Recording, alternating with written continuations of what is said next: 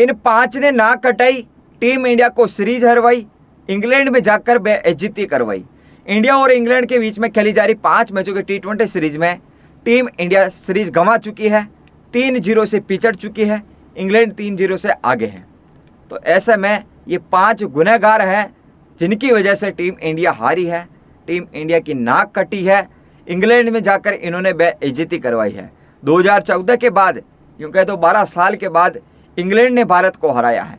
कई शर्मनाक रिकॉर्ड अपने नाम हुए हैं, लेकिन ये 5 गुनहगार हैं जिनकी वजह से टीम इंडिया हारी है। और मैं तो कहूँ कि ये 5 ही नहीं, पूरी टीम गुनहगार है, कप्तान श्रेयस अय्यर को छोड़कर। अब वो इकलौते कप्तान है जो खेल रहे हैं इस सीरीज में, वो सबसे ज़्यादा रन बना चुके हैं, 190 रन उन्होंने अकेले ने बनाए। और पूरी टीम का जोड़ लिया जाए ना तो वो भी 10 रन या 15 रन ही ज़्यादा है। तो ऐसे में यहाँ कप्तान चल रहा है तो टीम नहीं जीत रही है। जब सूर्य कुमार यादव कप्तान थे वो नहीं चलते थे, लेकिन टीम जरूर जीतती थी। अब तक इनकी श्रेयस अय्यर की कप्तानी में टीम इंडिया ने एक भी मैच नहीं जीता है। टॉस जीत रहे हैं लेकिन मैच नहीं जीत रहे हैं, खुद अच्छा खेल रहे हैं लेकिन टीम नहीं जीत रही है।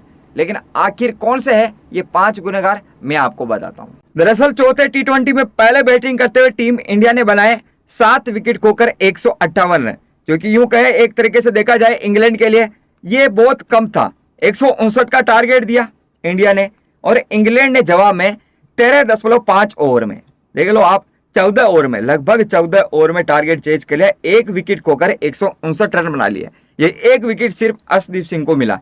इंग्लैंड 9 विकेट से जीती है, बड़ी जीत आई है, 3-0 इसकी बढ़त भी बना ली है यहाँ पर। तो पहले गुनहगार और बड़े गुनहगार जो कि लगातार 3 मैचों में फ्लॉप रहे हैं वो है वैभव सूर्यवंशी। देखो आईपीएल में आप खेल रहे हैं, किस तरीके से खेल रहे हैं, आईपीएल अलग बात है भाई, और ये इंटरनेशनल मुकाबले अलग बात है। वहाँ आप एक ही साल में, एक ही लीग में, एक ही मैदान पर 5-5, 6-6 मैच खेल रहे हो, तो आपको पिच का मिजाज पता है कि किस प्रकार चल रही है।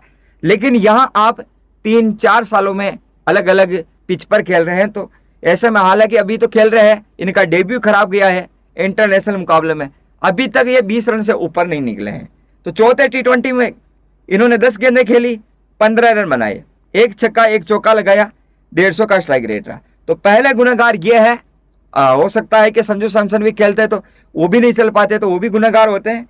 फिर दूसरे बड़े गुनहगार हैं वो है तिलक वर्मा। हम नहीं बोलेंगे कि आपने एशिया कप जिताया है, आपने कहाँ तक पहुंचाया टीम इंडिया को T20 फॉर्मेट में, लेकिन अभी आप खराब प्रदर्शन कर रहे हैं और आप गुनहगार है, बिल्कुल गुनहगार है। तो 8 गेंदें खेली इन्होंने, 11 रन बनाए चौथे T20 में, 1 छक्का लगाया, 137.50 का स्ट्राइक रेट रहा है। फिर तीसरे बड़े गुनहगार की बात की जाए तो ऑलराउंडर प्लेयर अक्षर पटेल।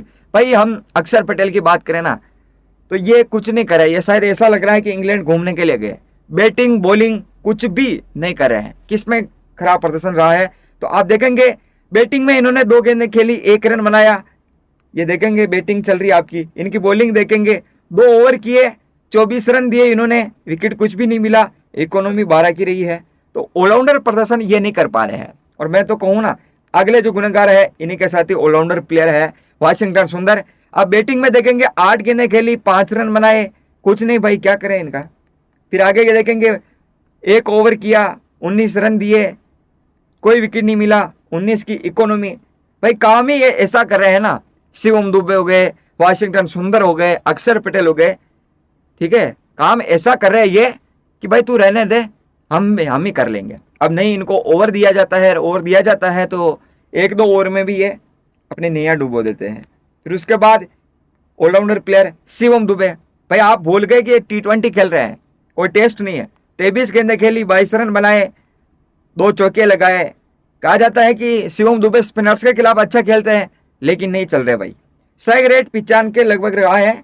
और इनकी देखेंगे गेंदबाजी में 1 ओवर 15 रन दिए, कुछ विकेट नहीं है, 15 की इकोनॉमी। मैं कह रहा था ना कि काम ऐसा करो कि अगला वाला कह दे भाई तू रहने दे, हम ही कर लेंगे। ये 3 ऑलराउंडर्स है, 3 ही ऑलराउंडर्स बिल्कुल फ्लॉप रहे हैं। अगर ये चल जाए तो बैटिंग मजबूत हो सकती है, बॉलिंग मजबूत हो सकती। तो टीम इंडिया के ये कुछ गुनहगार थे। आपके हिसाब से कौन से बड़े गुनहगार हैं जिनकी वजह से टीम इंडिया सीरीज गंवा चुकी है? आपकी राय कमेंट बॉक्स में।